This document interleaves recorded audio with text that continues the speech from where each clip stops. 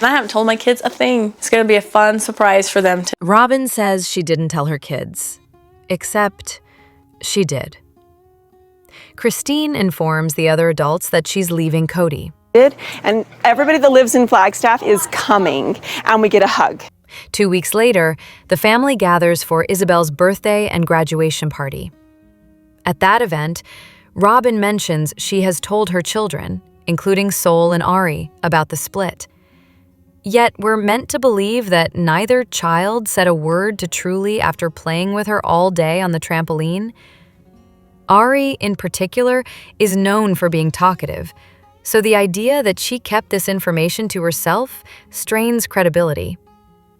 I need to tell Truly that I'm leaving and tell her that I'm moving to Utah. Later, Christine tells Cody it's time for Truly to be informed.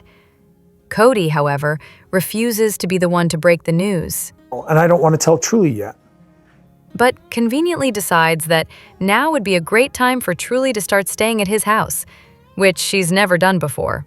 Eventually, Truly overhears Christine talking to McKelty about moving. This is portrayed as her first time learning about the separation, but considering Truly's awareness and perceptiveness, along with Robyn's earlier admission that her children had been told, it seems unlikely that Truly hadn't already begun piecing things together. 10 days. I haven't told my kids a thing. It's going to be a fun surprise for them today. Adding to the confusion, Robyn later insists she hasn't told her children anything, despite previously saying she had. Given how often she and Cody have serious discussions in front of their children, it's doubtful that Sol and Ari were unaware of what was happening. The timeline of events is difficult to follow, and the editing appears to play fast and loose with chronology. That was the worst conversation of my life. Regardless of when Truly actually found out, the filmed moment of her being told was deeply uncomfortable. It's also plausible that Robyn framed the situation to her children in a way that placed the blame entirely on Christine. Robyn Brown proudly admits she's a liar, on camera. And nobody flinched. In Season 4, Episode 6, Robyn suggests a plan for Valentine's Day that involves deceiving Cody. So borrow the car, take it to someone else's house, decorate it, drive it back, and leave. Can you lie well? Oh, yes. She explains how she'll ask to borrow his car under false pretenses so the others can decorate it, then lie again by saying she scratched it to get him to come see it. Mary asks, "Are you good at lying?" And Robyn, without hesitation, replies, "Oh yes, definitely." It's a striking moment. Robyn openly admitting she's skilled at lying, on camera no less. The irony is that despite the confidence, her lies have often been transparent to anyone not named Cody or Mary. Both seem to take her at her word. But Christine and Janelle saw through her from the beginning. My kids aren't really, there's a lot of anger towards Robyn. Even some of the older children appeared to recognize the act. Her supposed lying skills pale in comparison to even a pet's ability to feign guilt. Adding to this, Cody once mentioned that when they need him to show up for something, they use Robyn as bait. That alone speaks volumes. While there are moments when she comes across as genuinely kind, it's difficult to overlook patterns of manipulation. To the time where Robyn was just manipulating Mary. Robyn's insecurities and jealousy occasionally peek through the polished exterior. Her decision to enter a polygamous marriage as a 30-year-old with experience outside the lifestyle has always raised questions. It seems likely that financial security and the promise of a television platform played significant roles. If that ever disappears, her loyalty may go with it. Never let someone use your child as a human emotional shield, and this scene proves why. To visit Mariah as often as possible, as often as she won't get irritated by me going up there. During one episode, Mary expresses a desire to take Solomon with her on a trip to Utah to visit her child following the fallout from the catfishing incident. Mariah really loves Solomon, and with this little bit of a distance, I think... In her confessional, she admits that bringing Solomon would help ease the awkwardness she anticipates facing during the visit. Robyn declines the request, explaining that Solomon has been going through a period of overattachment and needs his mother more than usual. She also notes that, being very pregnant, she's trying to minimize stress and prioritize her children's needs. After they said no, I guess Mary doesn't take the refusal well. She abruptly leaves the conversation and slams the door behind her. Later, Robyn and Cody meet with her again and, in an attempt to resolve the situation, offer for Brianna to accompany Mary instead. Do I need to take Solomon home? Mary accepts the compromise, but not without expressing disappointment. I really wanted to take Solomon. That's it, and that's all. The interaction underscores a pattern of behavior. When Mary doesn't get her way, she becomes visibly upset and leans into a victim narrative. While she is clearly dealing with emotional fallout, both from her upbringing in a polygamous household and from years of strained family dynamics, her reaction can come across as emotionally manipulative. At the same time, Robyn's decision reflects a boundary rooted in parenting concerns. Her refusal to let Solomon travel without her, especially given his current emotional state and her late-stage pregnancy, appears to be driven by the well-being of her child rather than personal conflict. The situation highlights the complex and often contradictory expectations within the family dynamic. Mary is encouraged to be more involved, but when she attempts to do so, she's met with resistance. The resulting tension plays out in emotional outbursts and unresolved frustrations. It also raises the issue of double standards. Earlier in the family's history, Mary herself was unlikely to allow another wife to take Leon on a similar trip. That context frames her insistence on taking Solomon and the reaction to being told no as particularly fraught. Polygamy isn't the problem. Forcing women to share a kitchen is. Someday, did you ever have to reset again? When the Browns meet another polygamist family who suggests sharing a kitchen, Cody dryly remarks that they'll probably never recover from the trauma of having done that once already. Evidently, those early days of communal kitchen life were less domestic harmony and more culinary combat zone. I wouldn't choose to do it ever again. We had more problems stem from sharing a kitchen. There's been tension around how tidy or not the shared spaces were. Mary was rumored to be highly particular about cleanliness, while Janelle and Christine had different standards, but no one has laid out exactly what happened, just that it was contentious enough to leave scars. Considering the logistics, multiple adults, a gaggle of kids, a cramped trailer with thin walls, it's not hard to imagine the chaos. Sharing a kitchen under those conditions is a test of patience even without the added complexity of a shared husband. I've got two wives who think that sharing a kitchen can be abusive. Janelle once said that Mary was abusive about where to store oranges and laundry detergent. Mary's assertiveness can definitely come off as harsh, but whether that behavior qualifies as abuse depends on who's telling the story. On the flip side, Janelle has a habit of avoiding conflict entirely, which probably didn't help. In short, these were not people who should have been managing a single pantry together. Later anecdotes reinforce the issue. Everything had to be worked out. The meals, the timing of the meals, the timing of the kitchen, where to put. Even adult children have mentioned difficulty navigating kitchen space with their parents. There are glimpses into these dynamics, like scenes where Janelle appears unfazed by mess or delays, while others seem overwhelmed by the disorder. Mary values neatness, But there was only a microwave, and I don't have microwave skills. Christine prefers doing things her own way and avoids appliances like toasters or microwaves. Janelle, meanwhile, keeps every gadget imaginable on the counter and has reportedly made lasagna in the sink. It's a recipe for conflict, figuratively and literally. It's also likely that complaints and frustration spilled over to the kids, influencing how they perceived certain family members. As time went on, the public narrative shifted. Mary became the harsh one, while Christine and Janelle were viewed more sympathetically. But the reality was, and is, much more complex. The rest of my life ever want to have wives sharing a kitchen. There is a tendency, from what I've seen. Ultimately, expecting multiple women to share a kitchen and a husband is a setup for tension. One can only stretch harmony so far before the blender becomes a battleground. Robyn didn't join a broken family. She broke the family. Go work it out with her. Go talk to her. After the ATV crash, Robyn speaks with Cody, questioning whether things are truly over with Janelle. She seems genuinely confused about why Janelle wouldn't want to fix things, as if the breakdown of the relationship is some big mystery. I still have hopes for Mary and Cody, and definitely with Janelle and Cody. Then she mentions that she still hopes Mary and Janelle will build on the family property, despite the fact that both women have left Cody. The idea that they'd want to invest in land tied to a life they've already walked away from is baffling. Build out there. In fact, I've thought if I took that 4-acre piece, I'd probably just build a house right up on the hill. Forget the casino. And if, hypothetically, Janelle had stayed, what then?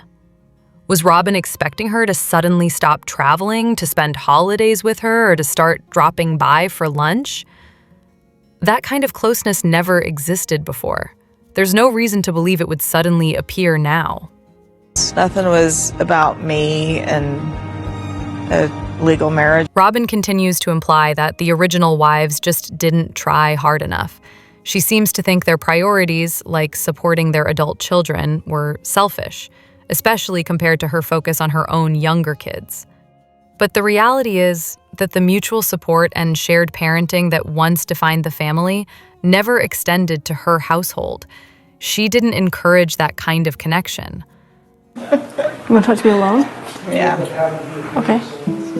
I'm really nervous. When Mary considered going back to school after becoming an empty nester, Robyn discouraged it, claiming she needed to be available for the kids. Yet, she rarely, if ever, made an effort to include or celebrate the other wives' children or achievements. Her focus has always remained firmly on her immediate circle. She often points fingers at the others for failing to live up to an ideal sister-wife model, one that, ironically, she never practiced herself. She speaks as if she's heartbroken by the collapse of the family, yet she had a direct hand in reshaping it. The breakdown isn't surprising. It's the logical result of decisions made over time, many of which she influenced. Something worth fighting for. Why isn't this something worth staying for? What's most striking is how deliberate she seems. There's a performance in the way she communicates, rehearsed conversations, practiced expressions of sorrow, and carefully chosen words. It's not confusion, it's presentation. The appearance of being heartbroken masks a deeper need to control the narrative. Rather than being unaware of her role in the family's unraveling, she appears fully conscious of it, choosing instead to portray herself as devastated and helpless. She clings to a version of events where reconciliation is still possible, where the family can return to something that no longer exists. The truth is, she never embraced the shared dynamic that defined the early family culture. She kept her children separate, rejected involvement from the other wives, and gradually shifted how the family functioned. Cody allowed it, and together, they changed everything. The ongoing heartbreak and confusion she presents doesn't stem from denial. It's part of the act. Because facing the truth would mean acknowledging the part she played in all of it. He didn't stay out of love. He stayed for the money. Let's talk about Cody. I really feel like I was emotionally abandoned by him. Cody neglected Mary for years. During that time, she was isolated and emotionally abandoned, which eventually led to her being catfished. I mean, it's been a long time coming. It's been like 8 years coming. And after all that, she was expected to wait over a decade for him to even consider rebuilding their relationship, after she had already given up her legal marriage to him so he could marry someone else for the sake of the family. Despite the immense loyalty and patience she showed, he couldn't give her basic honesty or respect. Instead, he allowed her to live in emotional limbo. We were not even like a dating couple. We were like a completely estranged. Withholding affection and commitment, 2 decades of her life were spent waiting for something he clearly had no intention of giving. Much of her willingness to stay seems rooted in deeply held religious beliefs and possibly pressure from family.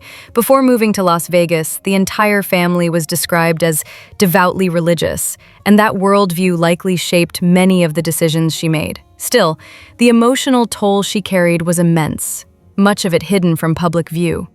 Long before things fell apart publicly, their relationship had already begun to deteriorate. I would rotate that way. Mary wasn't in the rotation. There were no physical relations for years, even before the catfishing incident. Around the time Cody began courting Robyn, Mary's place in the relationship had already shifted, though outward appearances painted a different story. Cody's decision to stay wasn't driven by love, it was convenience. His connection to Mary was strategic, not emotional. His way of doing that was to melt down the wedding. On Robyn's wedding day, Mary's heartbreak was palpable. She expressed longing and loss, while Cody offered a public show of affection, despite having already melted her wedding ring. The symbolism was painful. She was being replaced, and she was expected to smile through it. She was told to go along with it, to support the narrative that this was all part of a greater plan, her plan even. That because we're not moving forward with any marriage. And underlying it all was the weight of religious guilt. Obey or lose your place in eternity.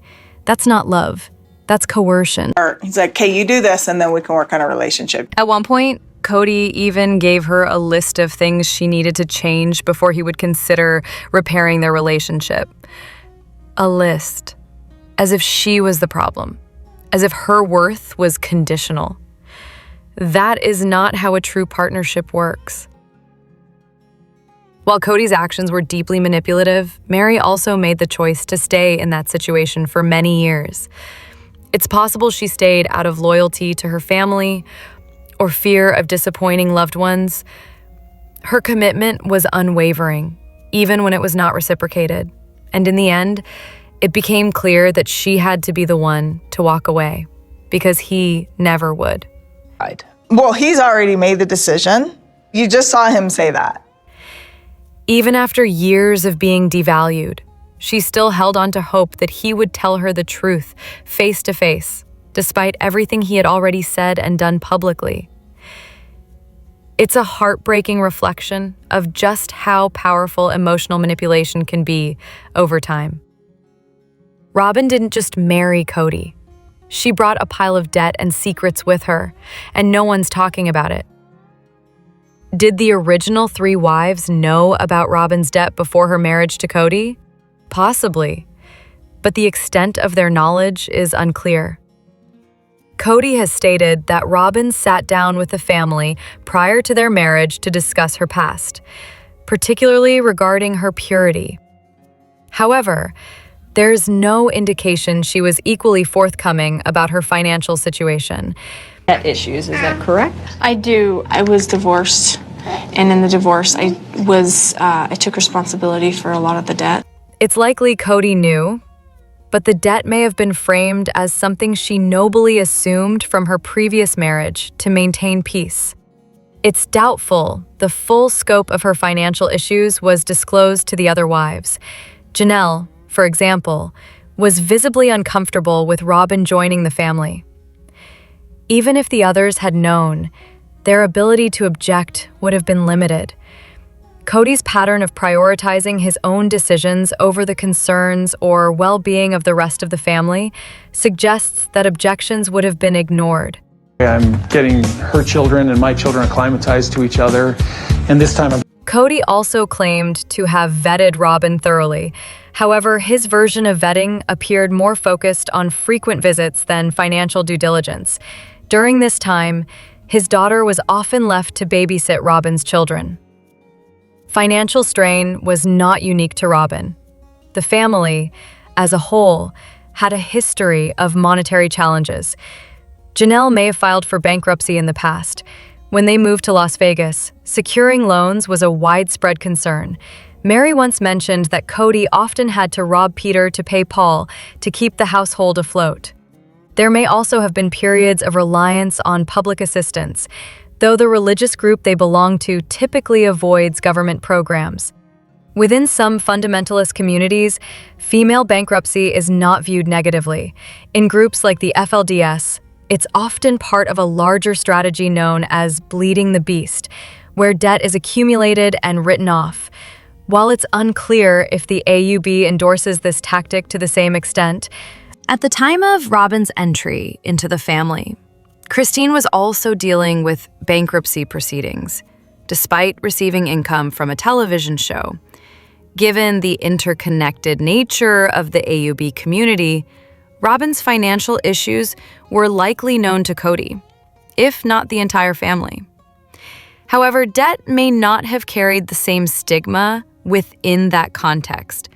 You have in your credit report 3 different last names. I didn't want my past marriage to affect this. What may have raised more concern, had it been known, was the complexity of her credit history, including multiple names associated with various debts. Accruing debt is one thing. Doing so under different identities suggests a far more complicated financial background. All right, that's all for me today. Appreciate you being here on Reality Nexus X. I'm Elena. See you soon.